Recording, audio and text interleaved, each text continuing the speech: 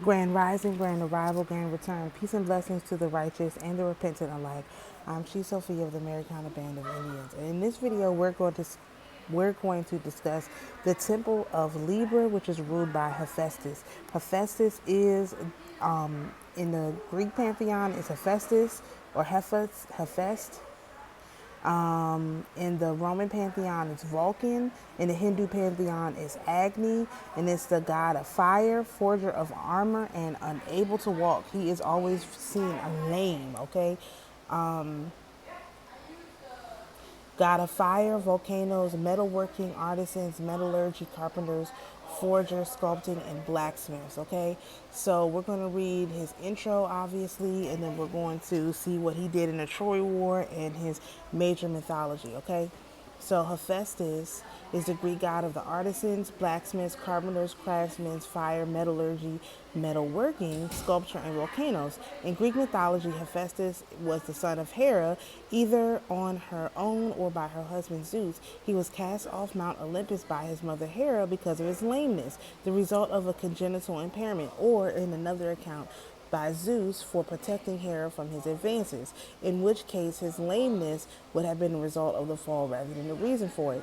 As a smithing god, Hephaestus made all the weapons of the gods in Olympus. He served as the blacksmith of the gods. He was worshipped in the manufacturing and the industrial centers of Greece, particularly Athens. The cult of Hephaestus was based in Lemnos. Hephaestus' symbols are a smith, hammer, anvil, and a pair of tongs. In Rome, he was equated with Vulcan.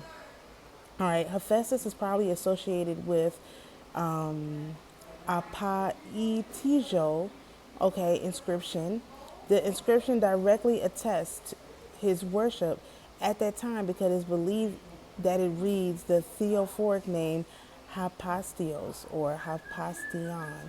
The Greek theonym Hephaestos is probably of pre-Greek origin as the form without the I, right?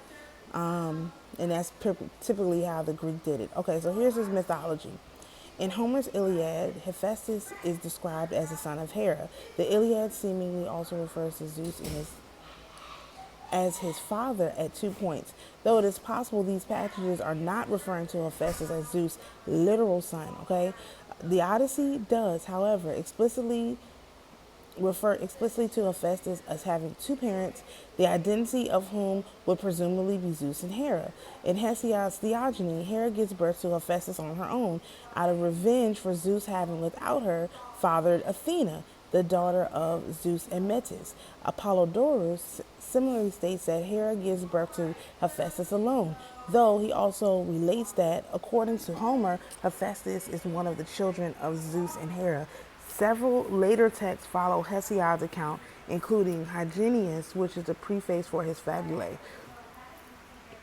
According to the Attic vase painters, Lord, according to the Attic vase painters, Hephaestus, here we go, was present at the birth of Athena and wielded the axe with which he split Zeus's head to free her. Hephaestus as is represented as older than Athena, so the mythology of Hephaestus is inconsistent in this respect.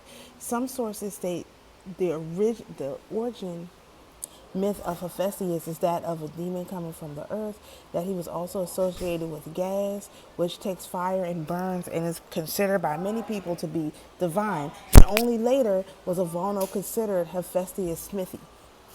Okay, wait a minute. He uses the volcano fire to forge his weapons. Oh Lord. He was associated by Greek colonists in southern Italy with the volcano gods Adranus, Mount Etna, Vulcanus, and Lipari Islands. The first century sage Apollonius of Tyana is said to have observed there are many other mountains over the earth that are on fire, and yet would never be done with it if we assign them to giants and gods like Hephaestus. Nevertheless, Hephaestus' domain over fire goes back to Homer's Iliad, where he uses the flames to dry the waters of the Scamandrus River in order to force its eponymous deity, who attacked who was attacking Achilles to retreat. His favorite place in the mortal world is the island of Lemnos, where he liked to dwell among the Cynitans, but he also frequented other volcanic islands such as Lipari, Hiera, Imbros, Sicily, which were called his abodes or workshops, okay? Then he fell from Olympus, returned to Olympus. Craft of Hephaestus. Let's look at his crafts. Hephaestus has his own place on Olympus containing his workshop with anvil and 20 bellows that worked at his bidding. He crafted much of the magnificent equipment of the gods, and almost any finely wrought metalwork imbued with his powers appears to be Greek. In the Greek myth is said to have been forged by Hephaestus. He designed all the thrones in the palace of Olympus. The Aegis breastplate, Hermes' winged helmet and sandals, Aphrodite's famed girdle, Eros's bow and arrows, Helios' chariot, Heracles' bronze clappers, and the shoulder of Pelops. Hephaestus also created the gift that the gods gave to mankind, the first woman, Pandora, and her Pythos. In some versions of the myth, Prometheus stole that fire and gave it to man from Hephaestus' forge. Hephaestus gave the blinded Orion his apprentice Cetalion as a guide. In later accounts, Hephaestus worked with the Cyclops Brontes, Steropes, and Arges, who were highly skilled blacksmiths in their own right, and forged Zeus's thunderbolts, Poseidon's trident, and Hades' helmet of darkness.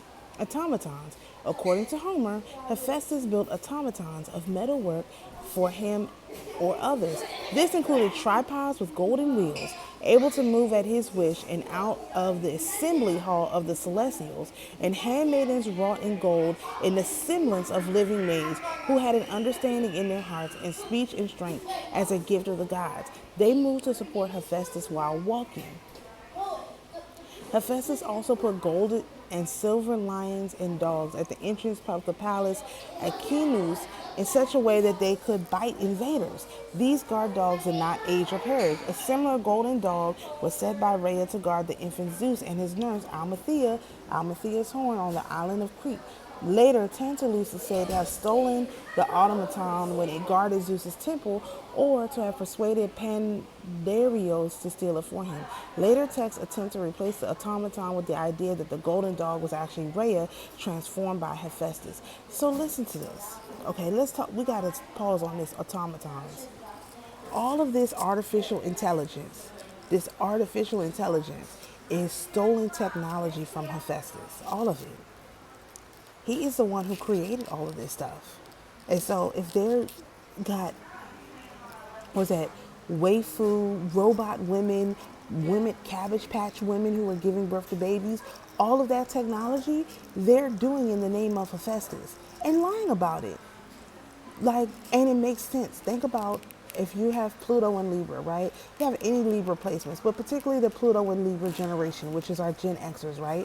What did they want y'all to be? Y'all were supposed to be the automaton, just following orders, not thinking for yourself, going along with what you've always been told, and all of that. And y'all roundly rejected all of that mess. Most of you, some, not everybody, obviously, most of you roundly rejected that.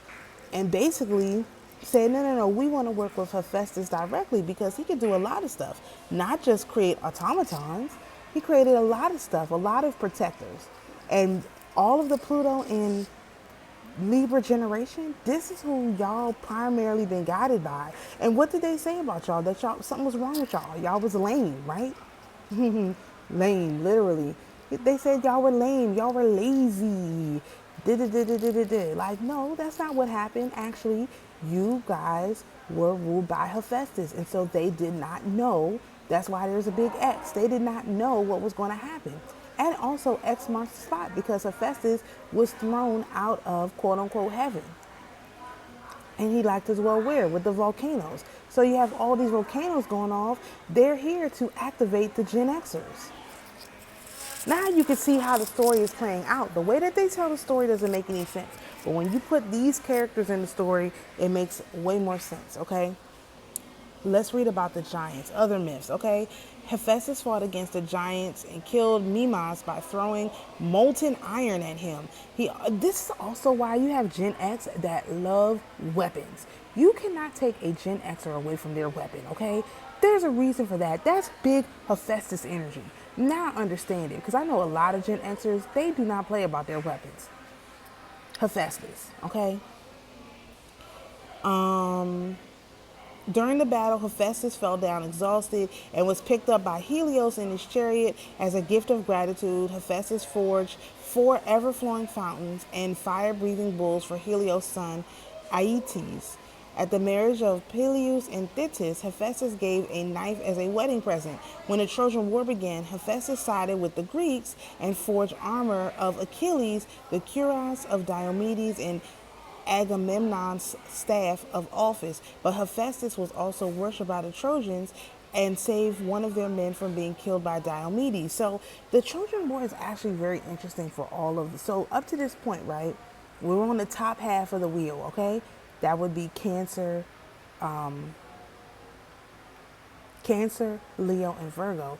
All of those entities sided with the Trojans. Now that we're on the bottom half, right, the lower half of the wheel, now we have the first one, which is Hephaestus, and he sided with the Greeks. So that's very interesting. We're not going to talk about his consorts and all of that. We'll come back to that at another time, you guys, because it's just a lot. I just want to see if there's something about him specifically with the Trojan War. There's not, okay? So we're not going to beleaguer this, because I said I only really want to talk about the mythology and the Trojan War in the introduction. So this is your introduction to the Temple of Libra, and we're definitely going to be discussing more of this as it comes along. So shalom, peace and blessings, and we'll see you in the next video.